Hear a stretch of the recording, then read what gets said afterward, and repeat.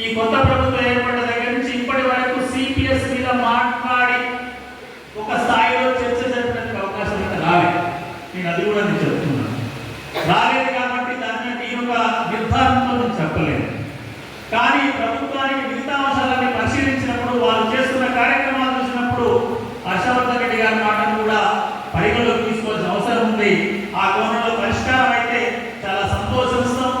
చాలా చాలా అత్యధికంగా తెలంగాణ రాష్ట్రంలో ఇప్పటికీ రుణమాఫీ కావచ్చు, ఉచిత బస్సు కావచ్చు, ఇంకో కార్యక్రమం కావచ్చు, వాటన్నిటికంటే పెద్ద ఎత్తున సంబరాలు చేసుకోబోయేది ఏదంటే సిపిఎస్ రద్దు అయినప్పుడు మాత్రమే. ఆంధ్రప్రదేశ్ రాష్ట్రంలో ఉచిత సంబరాలు ఉంటాయి. దాని కొరకు ప్రయత్నం చేద్దాం, దాని కొరకు ఎదురు చూద్దాం. లేనట్లయితే సెప్టెంబర్ 1 నుంచి ఏం చేయాలనేది కార్యక్రమంలో మీరుంటారు, నేనుంటాను. ఆ దశ రాకుండానే ఉండాలని చెప్పి ఈ వేదిక నుంచే గౌరవ ముఖ్యమంత్రి గారికి, రాష్ట్ర ప్రభుత్వానికి మరియు గౌరవ ఉప ముఖ్యమంత్రి, ఆర్థిక శాఖ మంత్రులకు కూడా విజ్ఞప్తి చేస్తున్నా. మీరు మేనిఫెస్టోలో చెప్పారు, బహిరంగ సభలో చెప్పారు, ఇంకా తాత్సారం చేయడం మంచిది కాదు.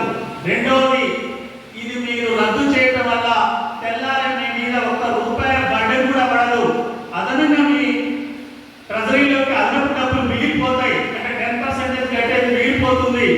ఆ రకంగా లాభదాయకమైన స్కీమ్ ఇప్పుడు మీకు.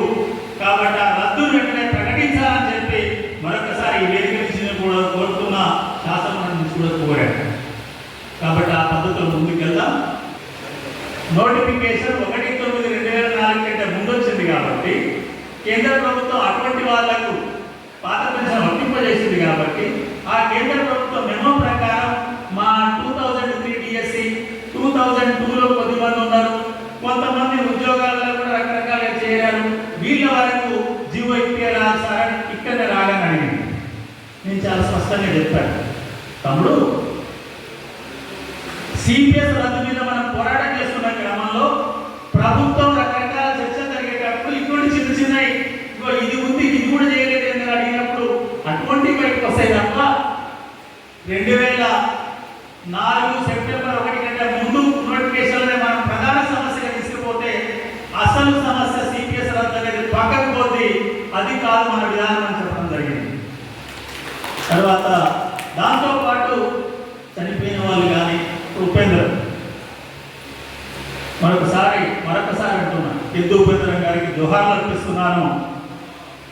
వారు పెద్ద ఉద్యమకారులు. ఎందుకంటే నేను మిర్యాలగూడలో మండల బాధ్యులు ఉన్నాను. ఇక్కడ నేను మిర్యాలగూడలో 10 సంవత్సరాలు నివాసం ఉన్నా. ఇక్కడ బక్కలవాడి స్కూల్లో పనిచేశాను. నేను మిర్యాలగూడ మండల బాధ్యులు ఉన్నప్పుడే వారు నేరేడ్చల్లో క్రాఫ్ట్ టీచర్గా పనిచేస్తూ ఉన్నారు. అప్పటి నుంచే నా మిత్రులం మేము.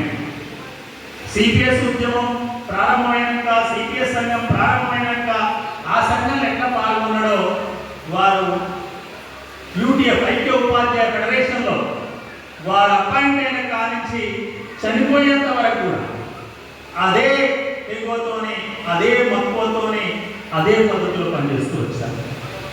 వారికి పెద్దగా ఆయన ఎన్నడూ మండల బాధ్యుడు కాదు, ఎన్నడూ జిల్లా కమిటీలో కాదు, ఎన్నడూ రాష్ట్రం కాదు. కానీ అతను అటెండ్ కానీ ధర్నా ఉండకపోయేది, అతను అటెండ్ కానీ ఏ పోరాట కార్యక్రమం ఉండదు, అతను అటెండ్ కానీ ఏ సభ ఉండదు, ఏ సమావేశం ఉండదు. అన్ని రాష్ట్ర మహాసభలకు ఉమ్మడి రాష్ట్రం మొత్తం తిరిగిన వ్యక్తిగా ఉపయోగపడతారు. అంత గొప్పగా ఉద్యమంలో ఉండేవారు. నేడు వారి మరణం ఈ ఉద్యమానికి తీరంలో ముఖ్యంగా కుటుంబానికి చాలా బాధను కలిగిస్తుంది. వాస్తవంగా కనీసం ఆ రిటైర్ అయిన వాళ్ళు, చనిపోయిన వాళ్ళకైనా ఫ్యామిలీ పెన్షన్ ఇచ్చి ఉంటే కనీసం ఫ్యామిలీ పెన్షన్ అంటే 12,000 13,000 వస్తుంది కాబట్టి ఆ కుటుంబానికి కాస్త మెరుగ్గా జీవించే అవకాశం ఉంటుంది. అది కూడా మన సాధనలో భాగం ఉంది.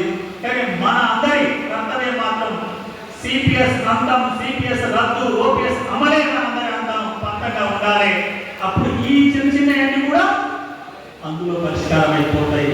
ఆ పద్ధతిలో పరిష్కారం చేసుకుందామని తెలుపుతూ, మీరు చాలా పెద్ద మనసుతోని, ముఖ్యంగా ఉపేంద్ర గారు చొరవ తీసుకొని ₹3 లక్షల వసూలు చేసి ఆ కుటుంబానికి ఇప్పుడు మనందరి చేతుల మీదుగా 3 లక్షల రూపాయల పోస్ట్ ఆఫీస్ డిపాజిట్ చేతిలో పెట్టారు. వారిని సిపిఎస్ ఎంప్లాయీస్ యూనియన్ జిల్లా కమిటీని, రాష్ట్ర కమిటీని మరొకసారి అభినందిస్తూ, మరొకసారి రాష్ట్ర ప్రభుత్వం వెంటనే నిర్ణయం తీసుకొని రద్దు చేయాలి, సిపిఎస్ రద్దు చేయండి, ఓపీఎస్ అమలు చేయండి, పోరాటం దాకా తీసుకురావద్దని చెప్పి మరొకసారి రాష్ట్ర ప్రభుత్వాన్ని కోరుతూ, డిమాండ్ చేస్తూ ఈ మాటలు మాట్లాడడానికి అవకాశం ఇచ్చిన మీ అందరికీ మన నమస్కారాలు చెప్తూ, జోహార్లే యూపేంద్ర గారికి, జోహార్లే యూపేంద్ర గారికి.